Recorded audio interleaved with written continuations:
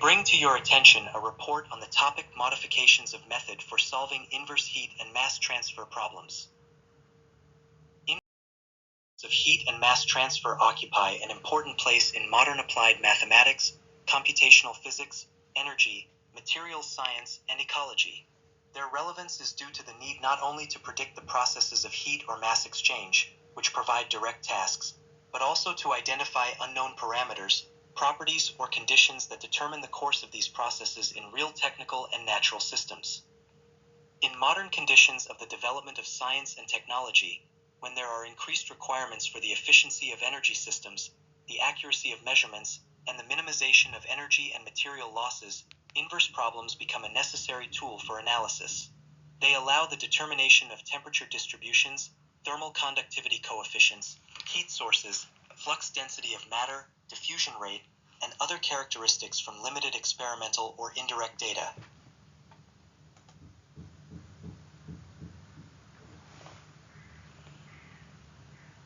A rather urgent task is considered, which is to find the optimal of internal heaters of industrial and muffle furnaces. Industrial muffle furnace heaters are electrically based. On this slide, we see an image of a furnace object that needs to a predetermined temperature and its location in the furnace itself. We need to build mathematical and computer models with the help of which we can search for the optimal temperatures of internal spot heaters. In our case, there are 6 of them, which provide a temperature for an object in the furnace that is close enough to a predetermined temperature. Here is a mathematical model. We need to build mathematical and computer models with the help of which we can search for the optimal temperatures of internal spot heaters. In our case, there are 6 of them, which provide a temperature for an object in the furnace that is close enough to a predetermined temperature. Here is a mathematical model, the essence of which is that the desired temperature field in the furnace object consists of a temperature field, which is obtained as a result of the action of standard heaters, as well as 6 additional heaters that increase the efficiency of this furnace. The location of the internal point heaters is known because they are given by the corresponding coordinates.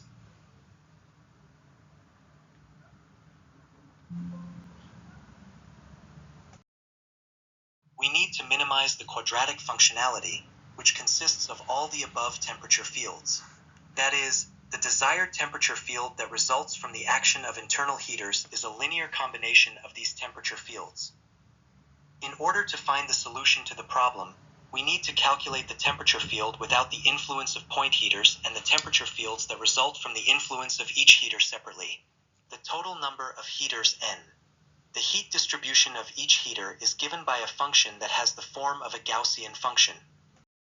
The slide contains 4 of the 6 temperature fields of our internal heaters, as well as the resulting temperature field of the industrial muffle furnace.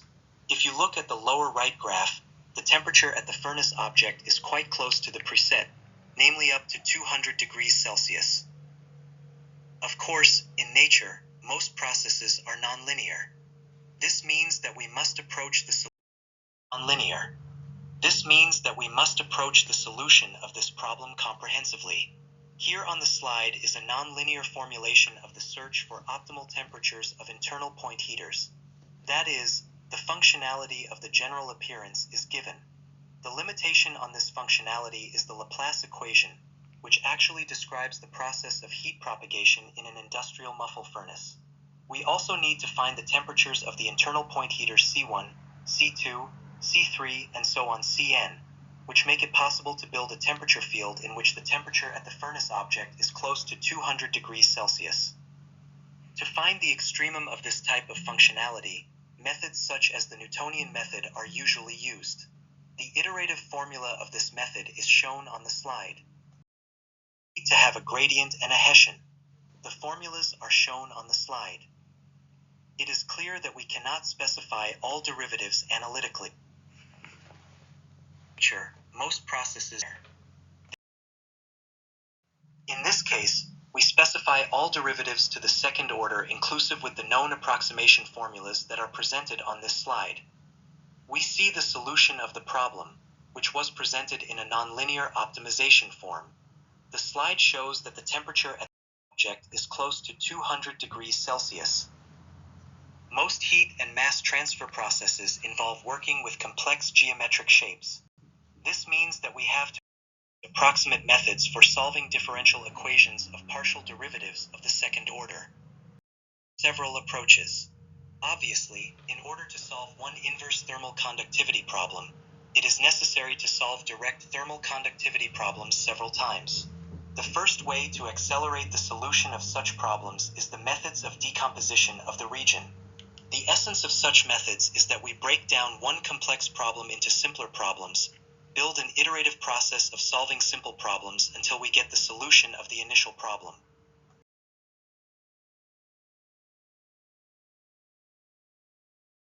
The way to accelerate the solution of such problems is the methods of decomposition of the region. The essence of such methods is that we break down one complex problem into simpler problems, build an iterative process of solving simple problems until we get the solution of the initial problem. The main advantages of decomposition methods are shown on this slide. It should be noted that these methods can be applied to finite elements.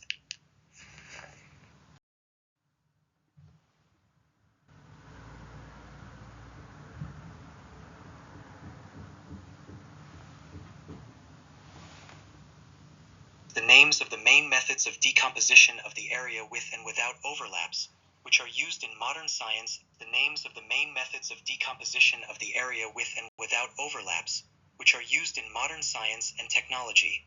In the decomposition of an area without overlaps, the methods are what boundary conditions will be used during the stitching of areas without overlaps on their common boundaries. Overlapping methods are Schwarz's methods.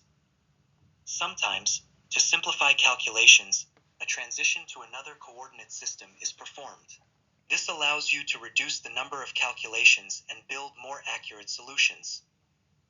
This slide shows a simple problem that shows how the methods of decomposition of an area without overlaps work.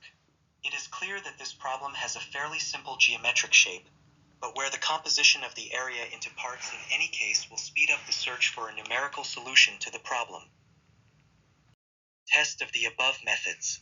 As can be seen from the results, with high accuracy, the number of iterations is negligible. Second approach, which consists in the construction of multigrid methods for solving direct problems of heat and mass transfer. This slide shows a simple V-loop that allows you to minimize the error of calculations on different grids, and then take into account these errors by means of interpolation, which allows you to solve. Contains a description of several approaches in multigrid methods, straight, W-cycle, and F-cycle. Are the classic approaches to transitions between grids in multigrid methods. Now let's move on to the modified multigrid method. The of the modification is that we build some initial approximation to the desired solution in the form of a formula, which is given from above. Mesh methods involve minimizing residuals, which can be calculated using the lower. The error at each step is approximated from grid to grid, while we also take into account the correction.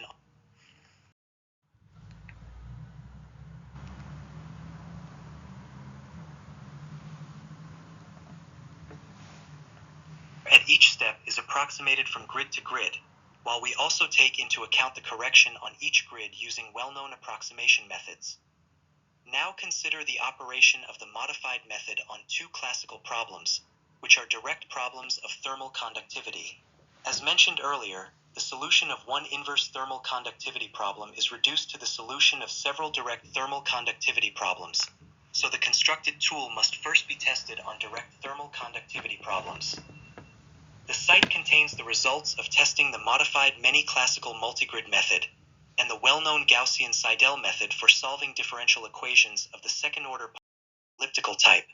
As you can see, the modified multigrid method works more efficiently from a computational point of view. The application of the multigrid method is an effective tool that is necessary for solving complex nonlinear inverse problems of heat and mass transfer.